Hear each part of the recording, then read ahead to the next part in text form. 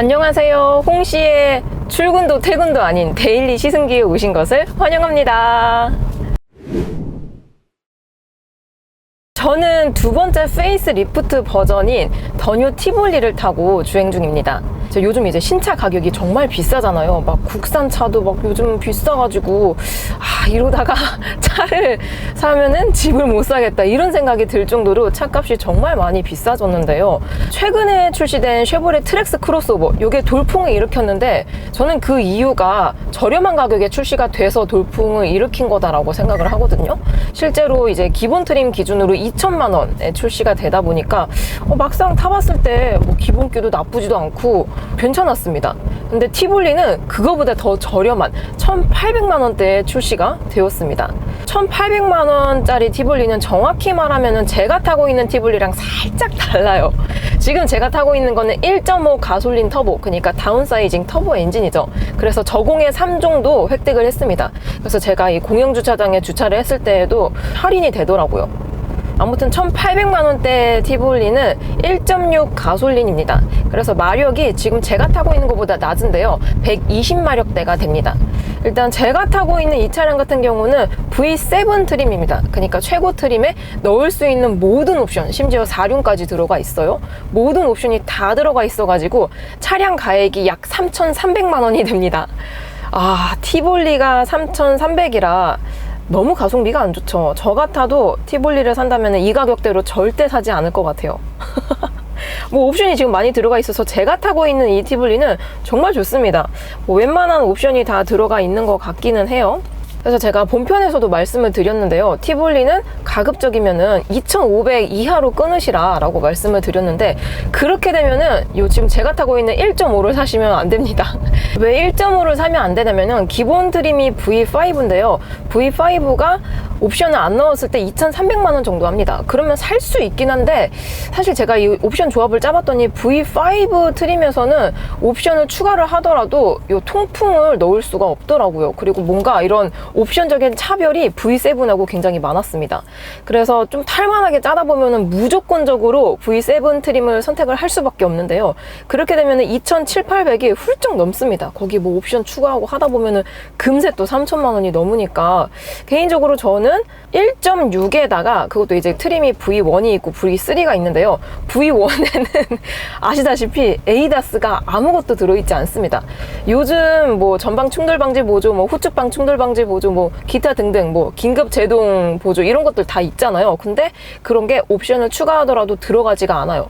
그러니까 뭔가 좀 상남자스럽다라고 할까요?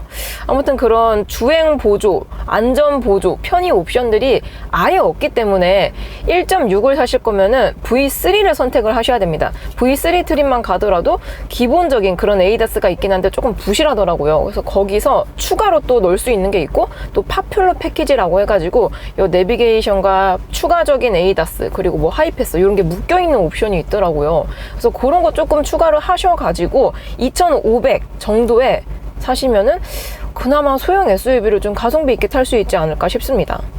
그래서 1.6하고 1.5하고 다른 점은 엔진입니다. 엔진. 1.5가 마력이 더 높고요. 1.6은 구형 엔진이에요. 그래서 옛날에 만들어졌기 때문에 뭐 연료 효율성도 그렇고 뭐 힘, 파워, 뭐 주행 성능 이런 거 면에서도 비교적 최근에 나왔었던 이 1.5보다는 약간 부족한 면이 없지 않아 있죠. 그래서 이 공차 중량을 비교하더라도 1.6 엔진이 들어간 게 조금 더 가볍습니다. 근데 제가 1.6을 뭐 신형으로 타보진 않았지만 티볼리가 2016년에 첫 출시를 했잖아요. 그때 1.6이었습니다. 요 가솔린 엔진이. 그래서 그때 타봤을 때는 뭐 힘이 뭐 시원시원하진 않지만 사실 뭐 시내 주행 위주로 할 거라면은 뭐 이 정도면은 만족스럽지 않나 이런 생각이 들었거든요.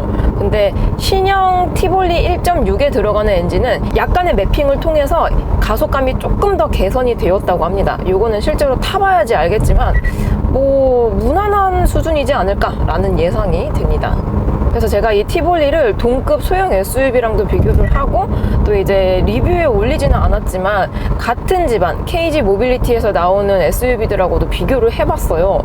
근데 진짜 웃긴 게 여기서 한 100에서 150만 원 정도만 추가를 하잖아요. 그러면은 코란도를 탈 수가 있습니다. 이 국산차는 무조건 뭐 옵션 뭐 조금 넣고 하다 보면 무조건 그 돈씨가 될 수밖에 없기는 한데, 근데 제가 성능이라든지 승차감, 공간, 옵션 이런 것들을 다 조목조목 따져 보았을 때 KG 모빌리티 SUV를 사려면은 저는 개인적으로 코란도가 가장 가성비 있다고 생각을 하거든요. 코란도가 이게 뷰티풀로 넘어오면서 뭔가 티볼리 중짜가 되었고 약간 디자인도 좀 애매모호해지고 막 그래가지고 좀 인기가 옛날에 비해서는 좀 없어진 것 같은데 막상 타보면은 좋습니다. 제가 한 3년 전쯤에 뷰티풀 코란도 시승기를 올린 적이 있거든요. 결과적으로 그때는 내 돈 주고 사기엔 좀 고민이 많이 된다라고 말씀을 드렸지만 막상 타보면은 주행 질감이라든지 승차감, 정숙성, 뭐 편의 옵션들 이런 것들이 정말 좋은 거예요. 그래서 이 가격대에 2천만 원대에 이 정도면은 괜찮지 않나 라는 생각이 들었습니다. 그리고 그 위급인 토레스랑 비교를 하니까 티볼리에 비해서 같은 이제 옵션 상으로 비교를 했을 경우에 한 200에서 300 정도 더 돈을 써야 되더라고요. 그래서 이 소형 SUV를 살 금액으로 토레스를 보신다면은 뭔가 옵션 추가하다 보면 아까 좀 약간 비싼데? 라고 생각이 들 수도 있을 것 같아요. 그래서 나는 약간 여유 있는 자금으로 소형 SUV를 보고 계신다 하시면은 코란도도 한번 꼭 보세요. 이게 디자인이 정말 좀 개인적인 취향이 있어서 그렇지 이런 성능감이라든지 주행 질감은 진짜 괜찮습니다. 그 가격대에서. 자, 이제 조금 밟을 수 있는 구간으로 진입을 했습니다. 자, 약간의 오르막길이거든요. 네. 이게 속도가 금방금방 올라가가지고 가속감이 정말 시원합니다. 뭔가 마력 높은 차를 탄 것처럼 정말 경쾌하게 치고 나가거든요. 근데 그렇다고 또 운전의 재미가 있진 않아요. 지금 이 노면소음 구간 요런 데에서는 또 소음이 비교적 많이 올라오죠. 지금 제가 타고 있는 사양은 옵션이 추가돼가지고 18인치 사양입니다. 티볼리는 16, 17이 들어가고 옵션 추가 시에 18인치까지 고를 수가 있는데요. 소형 SUV에 요즘 뭐 18인치는 오버스펙은 아니거든요. 근데 이 티볼리에 18인치가 장착이 되니까 뭔가 모르게 이런 로드 노이즈, 이 노면 소음이 동급에 비해서 좀 크다라고 느껴지는 것 같아요. 그리고 이렇게 잘 포장된 도로를 항속할 때에도 이 타이어가 굴러가는 소리라고 할까요? 이런 것들이 비교적 크게 들리고 또 이제 이런 윈드 노이즈, 풍절음 같은 것들도 뭔가 계속 이 도어를 뚫고 들어오는 그런 느낌이 있습니다. 그래서 정숙도를 기대하고 타시면은 약간 실망을 하실 수도 있을 것 같아요. 그리고 이게 드라이브 모드 버튼이 기어봉 바로 아래쪽에 있거든요. 조작성이 나쁘지는 않은데 한번 쓰려면은 시선을 이렇게 아래로 내려다 봐야 돼요. 그래서 이거 약간 위험한 것 같습니다. 차라리 약간 이 내비 근처 쪽이나 아니면 스티어링 이쪽에 옮겼으면 조금 더 낫지 않았을까 그런 생각이 들어요. 그래서 이렇게 드라이브 모드를 바꾸게 되면은 스포츠가 되는데요. 이게 연비 세팅을 위한 에코 모드가 없는 건 조금 아쉽습니다. 제가 이 차를 거의 데일리카로 쭉 타고 다녔을 때 고속도로 3 그리고 그냥 일반 시내도로 7대 3 정도로 다녔는데 연비가 11km대가 나왔습니다. 제가 타고 있는 이 사양, 특히 제가 타고 있는 것도 4WD가 들어가 있기 때문에 2WD에 비해서 연비가 조금 더 안 좋습니다. 공인 연비가 리터당 11km대가 나오긴 하지만 실연비도 11km대가 나옵니다. 11km대라면 사실 연비가 나쁜 편은 아니지만 그래도 비세그먼트인데 연비를 조금 더 올려주면 안 되나 이런 생각이 듭니다. 저는 개인적으로 B세그먼트면은 연비가 잘 나온다 하는 게 13, 14 정도부터인 것 같아요. 자, 아스팔트 구간을 지나서 콘크리트 구간입니다, 지금. 콘크리트 구간에서는 어떤 차든 간에 로드 노이즈가 조금 더 커지죠. 다리 이음새도 있고요. 이게 여러분들이 듣기에는 이제 마이크로 녹음이 되고 스피커로 한 번 더 송출이 되는 걸 들으시기 때문에 어떻게 들릴진 모르겠지만 운전자인 저는 좀 시끌벅적하다라고 느껴지더라고요.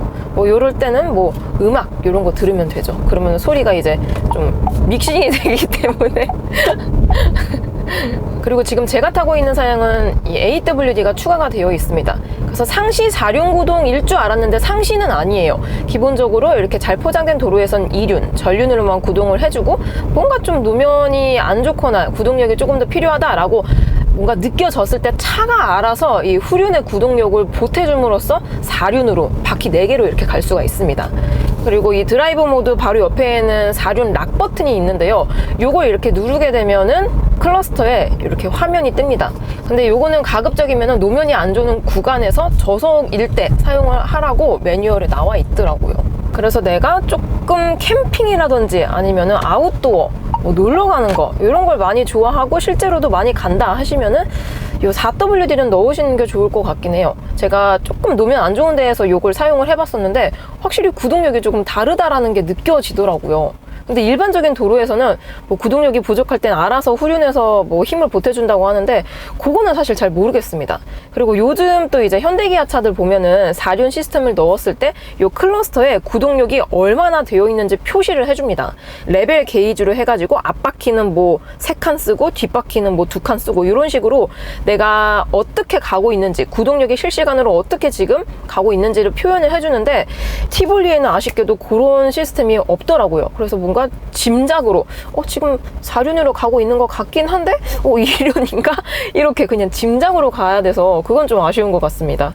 그리고 지금 제가 타고 있는 이 사양이 푸르비인데 썬루프가 없어요. 그래서 푸르비인데 왜 썬루프가 없지? 하고 가격표를 보니까 이게 투톤 루프가 있거든요. 투톤 루프랑 썬루프는 중복 선택이 안 되더라고요. 투톤이 그래서 옵션가가 41만 원이고 썬루프가 51만 원인데 투톤 뭐 개인적인 취향이기 때문에 뭐 예뻐 보일 수는 있겠지만 저 같으면은 투톤 말고 51만 원짜리 썬루프를 넣을 것 같습니다.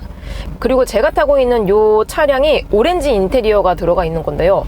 보통 이제 오렌지 인테리어, 오렌지 실내 컬러 하면은 시트라든지 아니면 대시보드 아니면 이런 도어 트림 이런 게 색깔이 들어가잖아요. 근데 티볼리에는 이런 송풍구 가니쉬라든지 아니면 요거 이 공조 시스템 가니쉬 아니면 약간의 이런 스티치 이런 게 오렌지 컬러가 들어갑니다.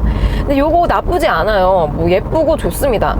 근데 아쉬운 점 중에 하나가 이 오렌지 컬러를 선택을 하시게 되면은 루프랑 이 필러가 블랙이 들어가요. 블랙 너무 좋죠. 보통 이런 블랙 컬러가 들어가는 차량들은 세그먼트가 조금 높거나 아니면은 고급, 약간 비싼 그런 차량에 많이 탑재가 되는데요.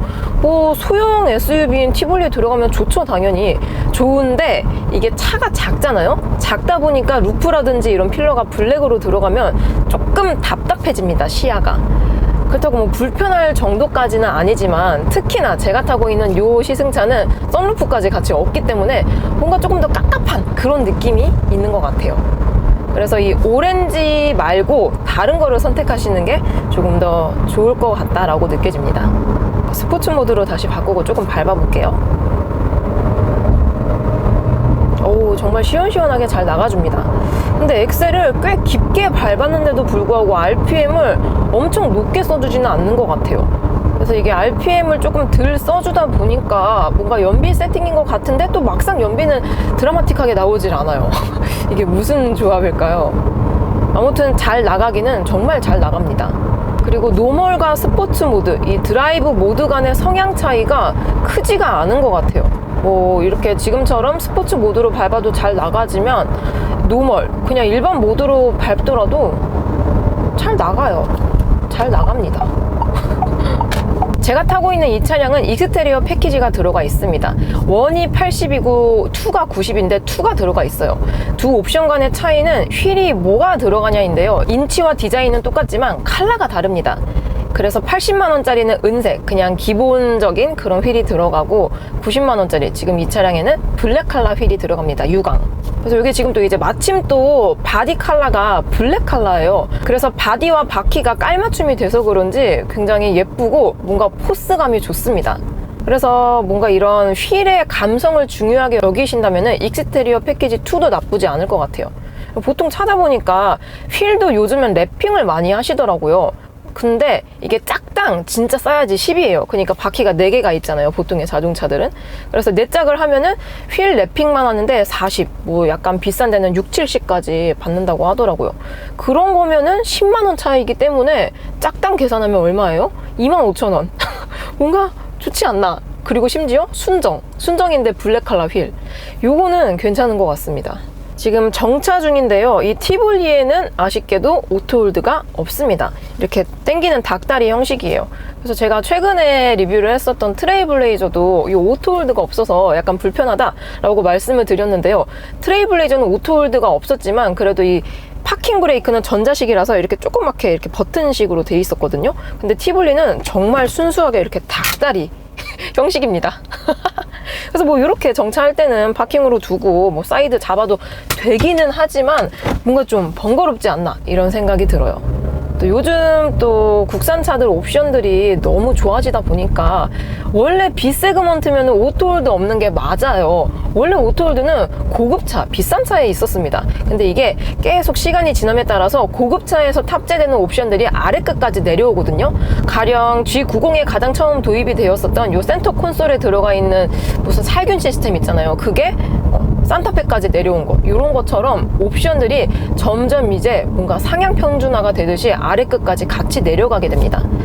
그래서 오토홀드가 없는 게 아쉬운 것 같으면서도 한편으로는 뭐 그럭저럭 탈만한 것 같기도 하고요. 자, 앞에 로타리가 있습니다. 아우, 로타리 오랜만이네요. 자, 로타리에서 이렇게 돌아볼 건데요. 한 바퀴 조금 더 돌아볼게요. 이렇게 계속된 선회를 했을 때에는 차가 좀 기울어지는 게 없지 않아 있습니다. 차가 좀 기울어지는 게 없지 않아 있지만 그래도 제가 타고 있는 이 차량은 4륜구동 차량이라서 그런지 그래도 뭔가 조금 더 안정적으로 가준다라는 느낌이 있어요. 근데 이런 핸들의 감성은 뭔가 좀 미적지근합니다. 뭔가 예리하지는 않은 것 같아요. 방금 저런 로타리 초보 운전일 때 정말 어려운 코스죠. 나는 언제 들어가야 되며 언제 빠져야 되며 그리고 티볼리가 또 경차의 대안으로 굉장히 좋다라고 느껴지는 게 사실 요즘 경차 풀업 하면은 2천만 원이 넘습니다. 경차 비싸요.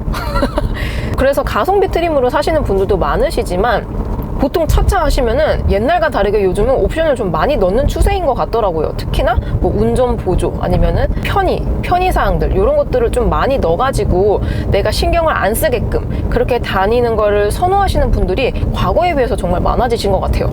그러다 보니까 이 경차도 그렇게 뭐 탈만한 옵션 짜고 뽑으면은 2천만 원이 금세 넘어요.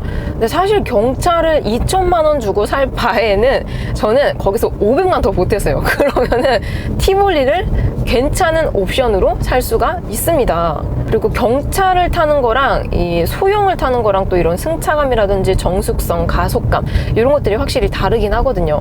하지만 뭐 세금이라든지 유지비 면에서는 경차가 당연히 좋죠. 그래도 불행 중 다행인 게 1.6은 해당이 안 되지만 1.5 제가 타고 있는 거는 저공해 3종을 받았기 때문에 공영주차장 이런 데에서 할인이 됩니다. 요거는 또 좋은 것 같아요. 참고로 차키 디자인 같은 경우는 이렇게 무슨 카드 케이스 이런 데 들어가 있는데요. 키를 보여드릴게요. 키는 기존하고 똑같습니다. 뭐 로고 같은 것도 바뀌지도 않고 똑같아요. 근데 여기 보니까 이 쌍용 로고라고 써여 있거든요. 뭔가 이 KG 모빌리티, 그러니까 구쌍용은 이런 키 케이스, 이런 가죽 케이스가 되게 많은 것 같습니다. 예전에 토레스 아니면은 렉스턴 스포츠 이런 거를 탔을 때에도 꼭 이 스마트 키가 저런 가죽 케이스 안에 들어가 있더라고요. 근데 보면은 다 디자인이 달랐어요. 이런 커스터마이징 제품들이 예쁜 게 좀 많은 것 같습니다. 자, 이렇게 두 번째 페이스 리프트된 더 뉴 티볼리를 타봤습니다. 이게 첫 출시된 이후 풀체인지 없이 지금 몇 년째예요? 6, 7, 8, 9, 0, 1, 2, 3 7년째 풀체인지 없이 계속 판매를 하고 있기 때문에 리프레시가 필요한 시점이라고 생각이 드는데요. 만약에 이 티볼리가 풀체인지가 돼가지고 당연히 풀체인지면 차체도 커지고 옵션도 좋아지고 디자인도 더 예뻐질 거 아니에요. 제 개인적으로는 토레스식의 약간 남성다운 그런 모습으로 재탄생되지 않을까 싶습니다. 아무튼 여러분들 퇴근 중이신가요? 오늘 하루도 정말 수고 많으셨고요. 그럼 저는 다음 리뷰 때 뵙도록 하겠습니다. 그럼 안녕. 안녕.